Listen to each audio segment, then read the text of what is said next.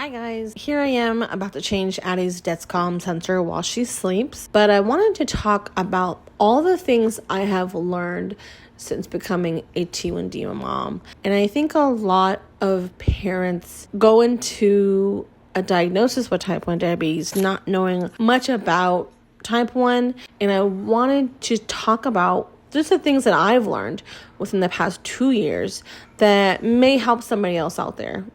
So one of the first things I learned after becoming a T1D mom is that carb counting can actually be easy if you know what you're looking for and how different carbs affect her blood sugars and how different carbs and protein and different carbs and fat and how all of that added together can affect her blood sugar and what that looks like. Without knowing that information, it's hard to really dose your child for the right amount of insulin. So I can go into this further about the differences between the simple and complex and like carbs and protein and carbs and fat and how that affects the blood sugar. But for this video, I'm just going to keep it kind of short. If you want more info on like carb counting and things like that, I can make another video.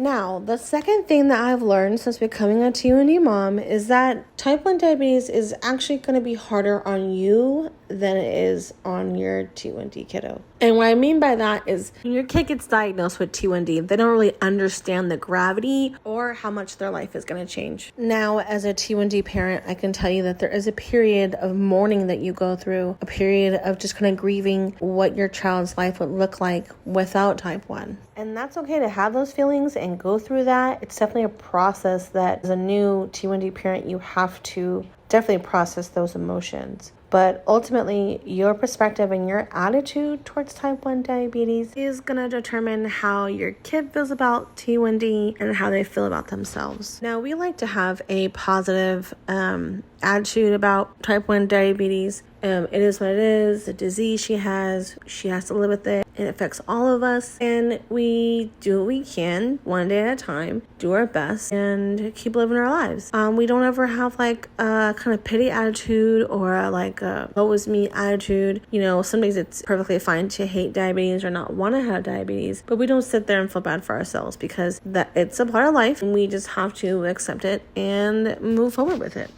Okay, let's move on to number 3, kind of similar to number 2 of what I learned since becoming a T1D mom. This is probably one of the things I really wanted to know the most when she was diagnosed. I wanted to know if she could still live a quote-unquote normal life and have a normal childhood with type 1 diabetes. In the beginning, I really struggled a lot with thinking she was going to be in and out of the hospital or if she was going to be treated differently. Will she have to have injections her whole life? Will she have tubes, like a pump? What's her childhood going to look like now? Like, I really had no idea what our life was going to look like in the future, but she can definitely have a quote-unquote normal life. There are so many devices and tools and apps at our disposal to make managing T1D a lot easier than it has been in the past. And not saying that's not difficult, because if anyone knows, type 1 diabetes is difficult disease to manage because so many different things affect blood sugars. Your body's constantly changing, especially for a young child or a toddler. Your body's constantly changing. In a teen, I can't imagine having a teen that has type 1. It is difficult managing T1D. Don't let that fool you. But just know that there are tools available. There is the support available. We have a large community on TikTok, which I love. So many encouraging and helpful people. And there's actually quite a few people that I follow on TikTok that really show their struggles with type 1. And I really appreciate that. I think it's important to shed a light on the difficult side, the hard side, the mental load that comes with type 1 diabetes, the depression, the anxiety, burnout. All those moments are really important to talk about. I think for us to show as a community that having type 1 is hard. Yes, we can live a normal life, but shit's hard as hell. All right, so the fourth thing that I've learned is people don't know anything about type 1 diabetes. There are different types of diabetes, and 10% of diabetes diagnoses are type 1.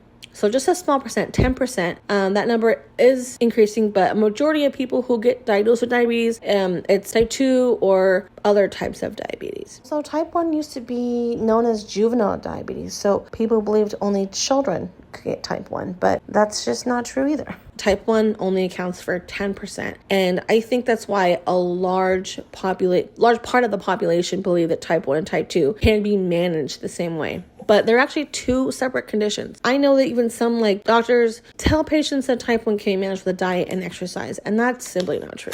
Yes, that can make managing type 1 easier, and exercise does help with controlling blood sugar levels, but it can't solely be managed with diet, and it's never going to go away.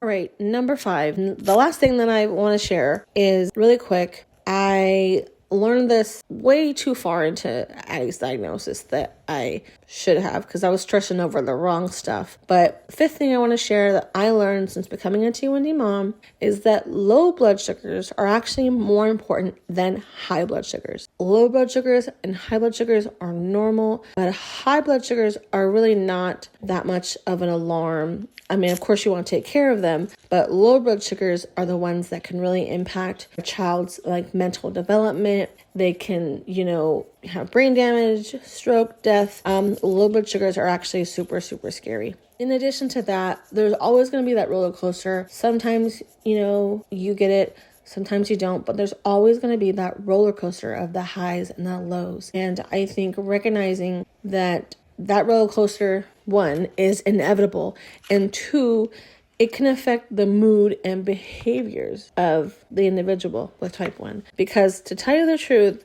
Addie acts completely different when she's high and when she's low.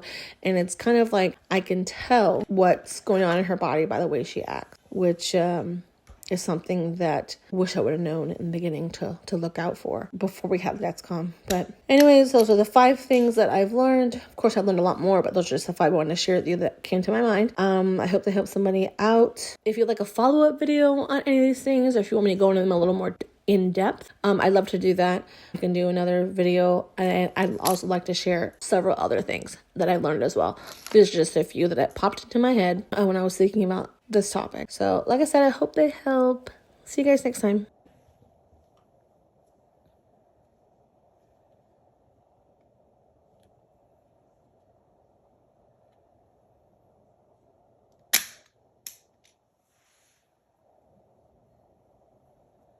Side note, we are so close to 1 million subscribers. I just want to thank all of you guys for your love and support. And thanks for watching and coming along with our journey with type 1 diabetes with me and my family. Love you guys.